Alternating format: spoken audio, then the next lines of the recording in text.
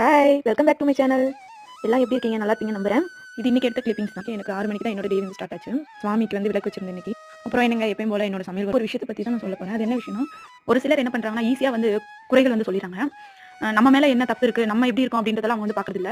ஈஸியாக வந்து குறை பேசிடுறாங்க. என்னன்னா இப்போ வந்து ஒரு ஹஸ்பண்ட் இருக்காங்க, ஒரு ஒய்ஃப் இருக்காங்க. அவங்க வீட்டில் வந்து எல்லா வேலையும் செஞ்சு எல்லாம் பார்த்து எல்லாம் வந்து அவங்க குழந்தைங்க எல்லாத்தையுமே பார்க்குறது அந்த ஒய்ஃப் தான். ஆனால் அந்த ஹஸ்பண்ட் வந்து ஈஸியாக பேசுறாங்க. இப்படி வந்து என்ன வேலை செய்கிறா, சாப்பிட்டு சாப்பிட்டு தூங்கிட்டு தானே இருக்க, நீ என்ன வேலை செய்கிற அப்படின்ற மாதிரி பேசுறாங்க. அப்படி தயவு செஞ்சு எந்த ஹஸ்பண்ட் எந்த ஒய்ஃபையுமே பேசாதீங்க. யாருமே சாப்பிட்டு சாப்பிட்டு தூங்க மாட்டாங்க. அப்படி தூங்கினா நம்மளுக்கு சாப்பாடோ நமக்கு நல்ல ட்ரெஸ்ஸோ வந்து நம்ம போட முடியாது.